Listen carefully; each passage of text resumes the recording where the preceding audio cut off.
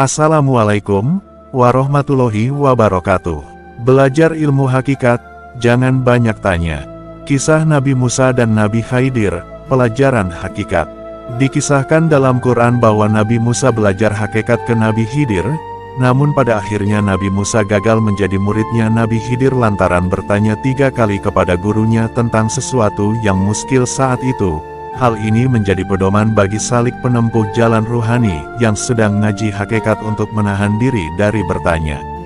Sebagaimana Nabi Musa gagal dalam perjalanannya, maka salik pun bisa jadi gagal pula dalam perjalanannya. Inilah yang dimaksud oleh hadis Rasulullah Shallallahu Alaihi Wasallam, bahwa Allah membenci beberapa hal, salah satunya yaitu banyak tertawa dan banyak bertanya.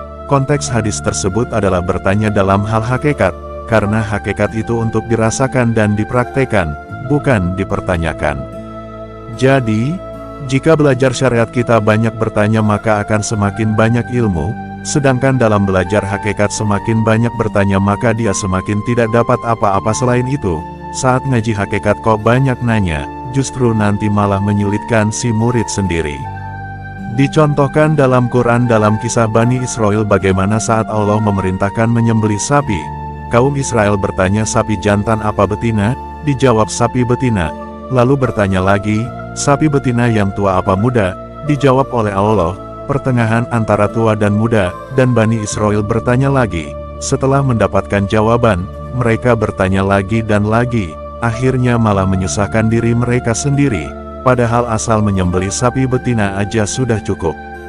Demikian kita bagi para murid yang ngaji Torekoh. Jika kita sebelumnya di ngaji syariat diajarkan untuk bertanya, biar banyak ilmu dan pengetahuan, selanjutnya di jenjang ngaji hakikat Torekoh ini, kita diajarkan untuk lebih banyak diam dan menahan diri dari bertanya. Semakin diam akan semakin banyak ilmunya, dan semakin banyak bertanya maka akan semakin menyulitkan diri sendiri, dan tak mendapatkan apa-apa.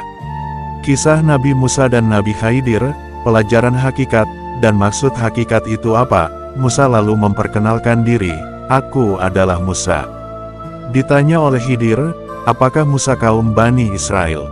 Musa menjawab, benar, aku menemuimu agar engkau mengajariku sebuah ilmu. Kemudian, Musa meminta izin untuk mendampingi dan mengikuti Khidir. Namun, keinginannya itu diragukan oleh hamba saleh itu, sesungguhnya kamu sekali-kali tidak akan sanggup sabar bersamaku, wahai Musa, sebab aku memiliki sebuah ilmu Allah yang telah diajarkan kepadaku, namun tidak engkau ketahui. Begitu juga engkau memiliki ilmu Allah yang telah diajarkannya kepadamu, tetapi tidak aku ketahui. Musa pun berusaha meyakinkan Khidir, insya Allah engkau akan mendapati aku sebagai orang yang sabar, dan aku tidak akan menentangmu dalam sesuatu urusan pun. Secara tidak langsung, Khidir menjanjikan kepada Musa bahwa kemampuannya untuk bersabar ditentukan oleh perkenan dan kehendak Allah. Tak lupa, sang hamba memberi persyaratan kepada Musa agar tidak bertanya apa-apa kepadanya sampai dirinya menjelaskan semua alasan di balik apa yang dilakukannya. Jika engkau mengikutiku, janganlah engkau menanyakan kepadaku tentang sesuatu apapun, sampai aku sendiri menerangkannya kepadamu. Berjalanlah Nabi Musa dan Nabi Khidir menyusuri pinggiran pantai. Saat ingin menyeberangi pantai yang lain, keduanya mendapati kapal kecil yang tengah mengangkut para penumpang.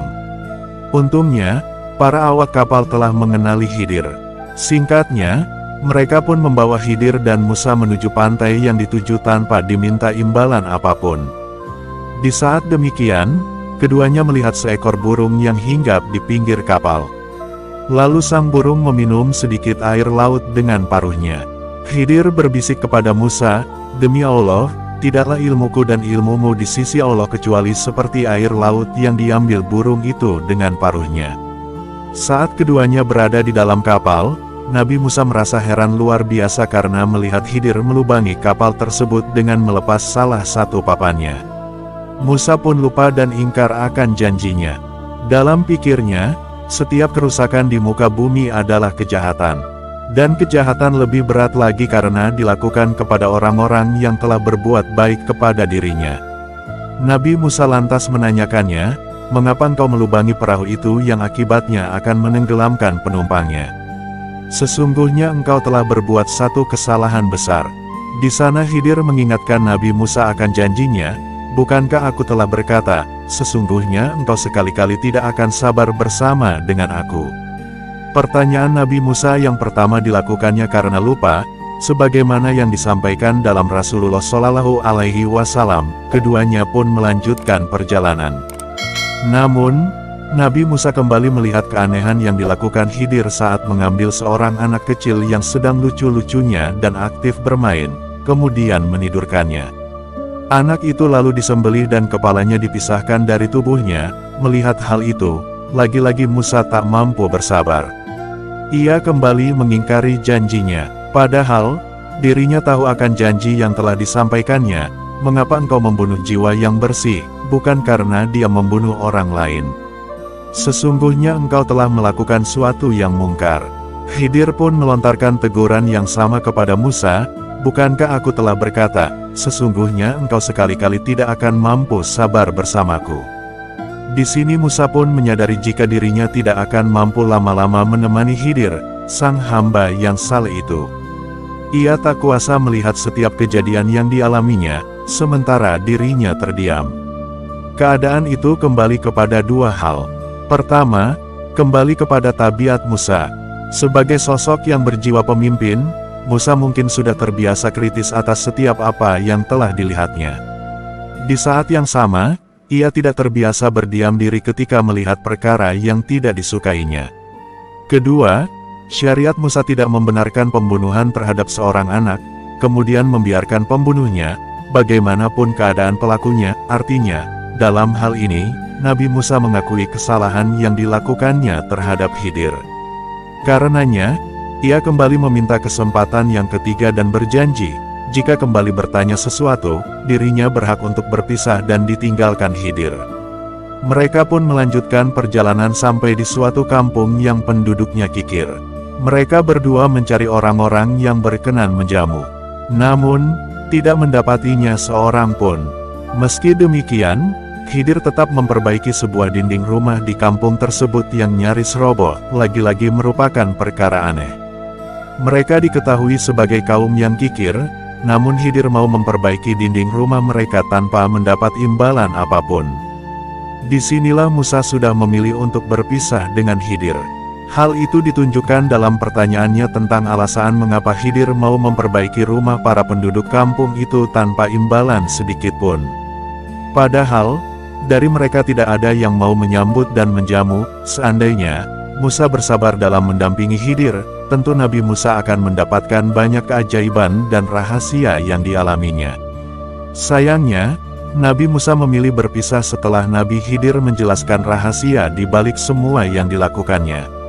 Adapun perahu itu adalah milik orang-orang miskin yang bekerja di laut. Maka, aku bermaksud membuatnya cacat karena di hadapan mereka ada seorang raja, zalim, yang merampas setiap perahu, yang terlihat masih bagus. Jelas Nabi Khidir pada Musa. Adapun anak yang aku bunuh itu, kedua orang tuanya mukmin dan kami khawatir kalau dia akan memaksa kedua orang tuanya untuk durhaka dan berbuat kufur. Maka, kami menghendaki bahwa Tuhan mereka menggantinya dengan seorang anak lain, yang lebih baik kesuciannya daripada anak itu dan lebih sayang kepada ibu bapaknya. Adapun dinding rumah itu adalah milik dua anak yatim di kota tersebut dan di bawahnya tersimpan harta milik mereka berdua, sedangkan ayah mereka orang saleh. Maka, Tuhanmu menghendaki agar keduanya mencapai usia dewasa dan mengeluarkan simpanannya itu sebagai rahmat dari Tuhanmu. Aku tidak melakukannya berdasarkan kemauanku sendiri. Itulah makna sesuatu yang engkau tidak mampu bersabar terhadapnya, pungkas Khidir.